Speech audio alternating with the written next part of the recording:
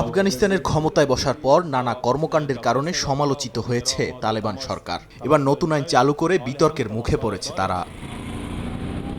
৪ জানুয়ারি হওয়া এই আইন দেশের আদালতগুলোতে পাঠানো হয়েছে।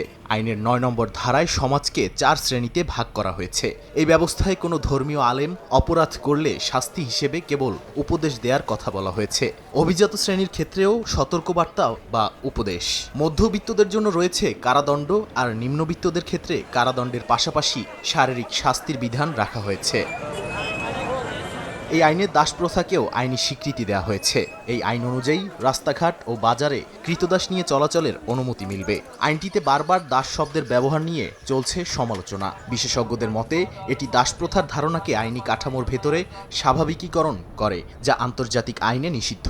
সমালোচকদের মতে এটি শুধু কঠোর আইন প্রয়োগ নয়, পুরো রাষ্ট্রীয় আইনি কাঠামোকেই এমনভাবে পুনর্গঠন করা যেখানে কিছু শ্রেণী আইনের ঊর্ধ্বে আর প্রান্তিক জনগোষ্ঠী স্থায়ীভাবে বেশি ঝুঁকির মধ্যে পড়বে। আফগান মানবাধিকার সংস্থা রাওয়াদারি বলছে, এই আইন বিচার ব্যবস্থাকে নিরপেক্ষ কাঠামো থেকে সরিয়ে সামাজিক মর্যাদা ও ধর্মীয় অবস্থান নির্ভর নিয়ন্ত্রণ ব্যবস্থায় রূপ দিচ্ছে। অন্যদিকে মানবাধিকার সংস্থাগুলো বলছে এটি আইনের চোখে সমতার নীতি বাতিল করে প্রাতিষ্ঠানিক বৈষম্যকে বৈধতা দিয়েছে। নাদিম মারজান, সময় সংবাদ।